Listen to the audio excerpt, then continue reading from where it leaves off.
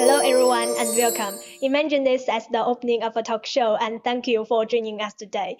When we discuss public policy, we often encounter a puzzling question. Why is it that some seemingly urgent social challenges, such as the widening gap in elderly care resources caused by population aging, remain on the margin of the government agenda for years, while certain crises like public health emergencies can quickly rise to the top of the policy agenda?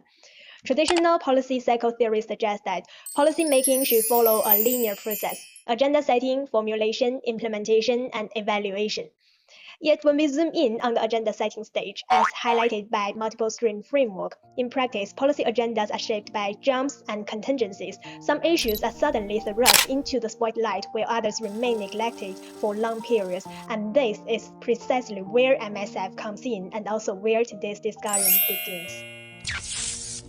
Designed to address this very dilemma, MSF placed the agenda setting stage at the heart of the analysis, capturing the dynamic process through which a social problem is first recognized and then translated into specific policy proposals that make their way onto the government's formal agenda. In the following discussion, we will unpack the MSF step by step from the theoretical origins and the core framework to its practical application to see how it helps us make sense of the complex logic behind the policy agenda setting. To truly understand the MSF, I believe we must trace its theoretical lineage. After all, only by clarifying the genealogy of the theory can we avoid an isolated or superficial understanding of the framework. The intellectual roots of the theory can be traced back to 1972, when Cohen and colleagues proposed the garbage can model. This model used a vivid metaphor to reveal the essence of the organizational decision-making. It likened decisions within the organization to a garbage can into which problem, solution, participant, and decision opportunity are randomly tossed. The collision and combination among these elements occur without any fixed order, and the eventual outcome of a decision is highly uncertain. The revolution nature of this model is that it breaks our inherent understanding of the rational decision-making, but at the same time, we also recognize a clear limitation. It tells us only that decision-making is chaotic, but does not explain why, within this chaos, some problems manage to break through and enter the policy agenda, while others remain barren. It was not until 1984, when Kingdon published Agenda, Alternatives, and Public Policies, that the MSF addressed this very limitation. He built upon it with a key innovation, decomposing the policy process into three independent streams, much like three parallel rivers: problem stream, policy streams, and political stream, and introduced the concepts of the policy window to explain when these three streams converge, thereby allowing a problem to genuinely enter the governmental policy agenda. In this section, I will briefly outline the essence of each stream, while leaving the in-depth analysis for the next part for our discussion. Firstly, the problem stream. Not every social phenomenon automatically qualified as a policy problem.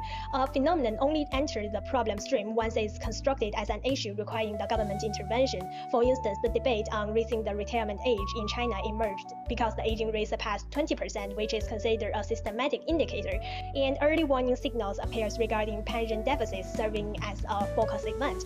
Together, these factors constructed the issue as a sustainability problem in elderly care that demanded policy action.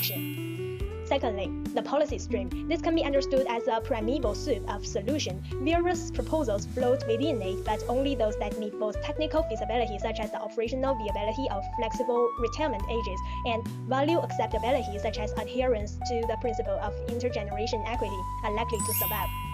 Thirdly, the politics stream. This represents the political soil in which policies take root. For example, public sentiment such as fears that delaying retirements could crowd out jobs for younger workers, together with labor union opposition, decisively shape whether a proposal is politically feasible. For these three streams to converge, a policy window must open, which is often triggered by specific event or changes. For example, problem window might open during a sudden crisis like a pension payment shortfall in China, which highlights the urgency of the issue and create pressure for immediate action. Alternatively, a political window could arise from shift in the political landscape, such as when a new government takes office and adjusts its priorities, making it more receptive to center policy ideas. These windows don't stay open forever, they close quickly if not seized by policy entrepreneurs who couple the streams together. Next, we will break down the operating logic of each stream regarding its practical value and focus on two key questions. Firstly, why is the MSF so effective in explaining planning agenda setting, especially in capturing the elements of contingencies in policymaking. Secondly, what its theoretical limitations are, such as the MSF does not directly cover the entire policy process, which ignore the implementation stage. Faced with this gap, we will, toward the end of the speech, explore how the punctuated equilibrium framework can complement the MSF in analyzing the later stages of the policy development, thereby offering a more complete picture of policy evaluation and strengthening the logical chain. So that's a quick wrap-up of the MSF core logic and where we are headed next. With this solid foundation in place, let's dive right in together to the very heart of the framework as we jump into part 2. So I'm going to introduce part 2, the problem string and politics string. A problem can be identified in the following ways. Systematic indicators refer to the identification of problems through data and regular monitoring. For example, an increase in the unemployment rates, an increase in the pollution index, and an increase in the crime rate. Focusing events refer to sudden and highly noticeable major incidents, which often capture the public and political attention within a short period of time. Policy feedback refers to the problems that arise during implementation of existing policies. Another related concept is agenda setting. Agenda setting refers to, in the process of public policy, selecting a few considered important and requiring priority handling by the government issues from a large number of potential social problems and placing them on government official agenda. And firstly, the specific case are as follows. From the 1990 to earlier 2000, researchers and law enforcement agencies discovered through regular data collection that use and harm caused by methamphetamine were on the rise. The researchers carefully defined the problem using this data, concluding that the harm was mainly concerned among the small number of highly risk and highly dependent users. At the Focusing Events Conference in 2006, the ABC program, the Ice Age, described methamphetamine as most destructive drugs.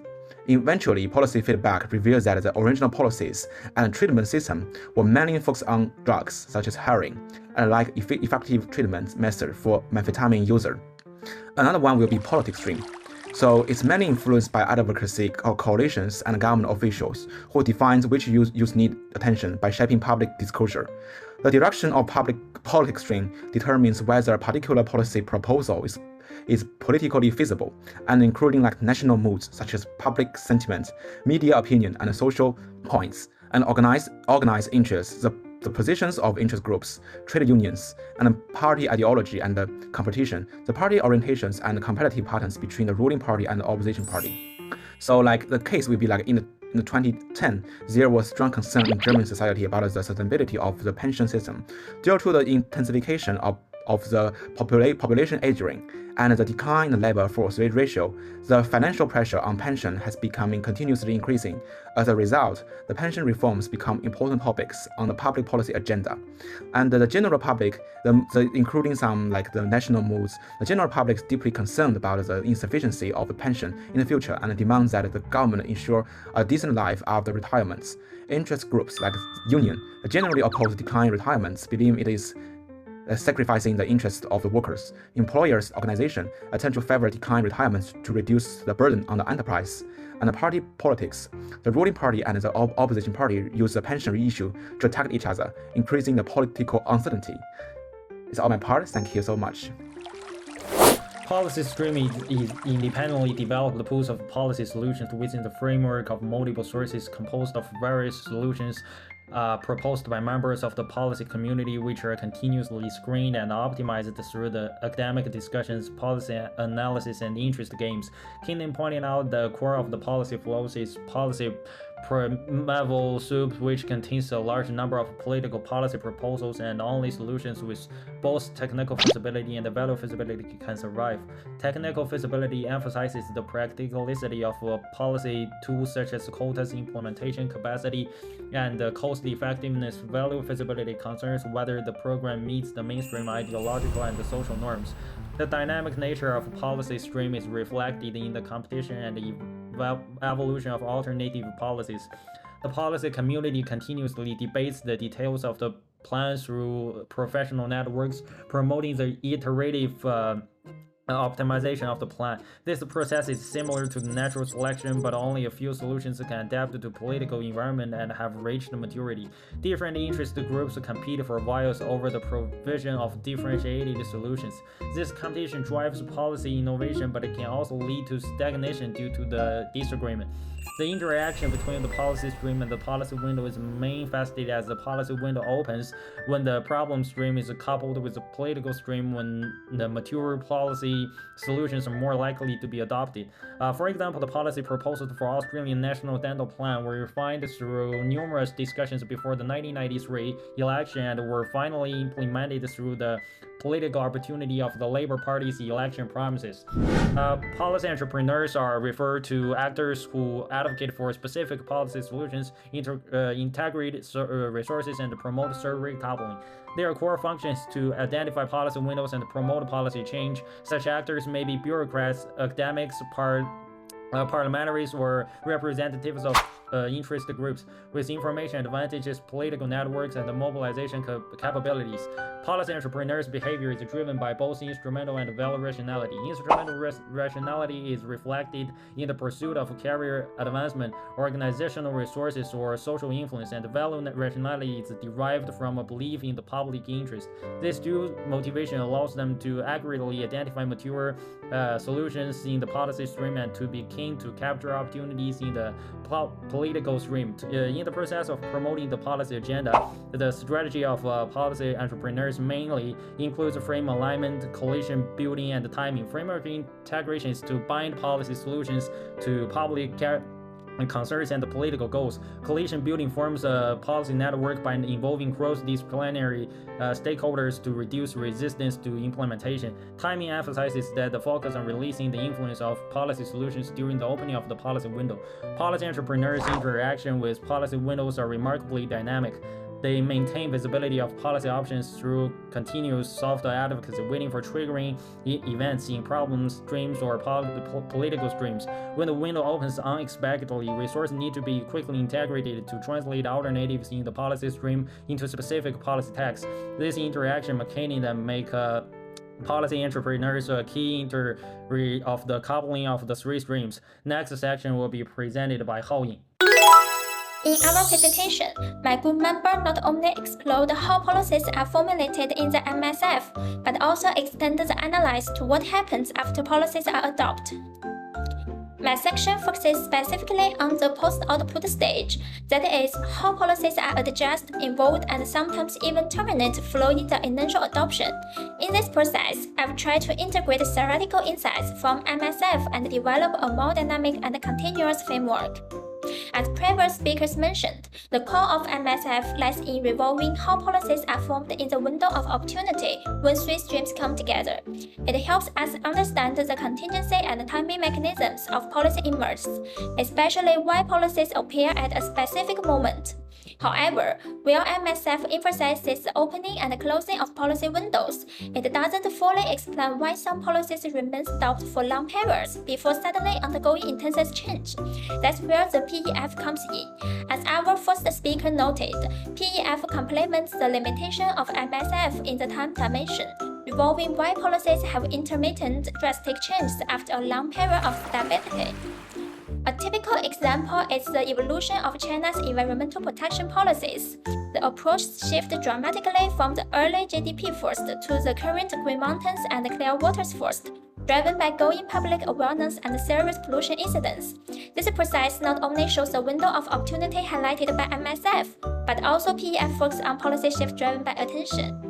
Furthermore, focus events can reactivate the three streams coming together, thus opening a new window of opportunity for policy retransformation. For example, during COVID, the telemedicine policy has been widely adopted in a very short period of time, which reflects the repeated opening of the policy windows in MSF. In the later implementation, the policy has been continuously revised and improved in aspects such as Medicare insurance and privacy protection, which once again reflects the feedback emphasized by PEF. Therefore, we can summarize the following basic logic. In the policy output stage, MSF helps us understand how three streams come together to promote the initial policies. In conclusion, policymaking is never a one-time event, but a continuous and dynamic process. It's influenced both by short-term opportunity windows and long-term institutional force and attention cycles. To make sense of a complex and unpredictable policy landscape, we need more integrated, realistic, and exemplary models of policy analysis. Here are our references. That's all for our presentation. Thank you for your attention.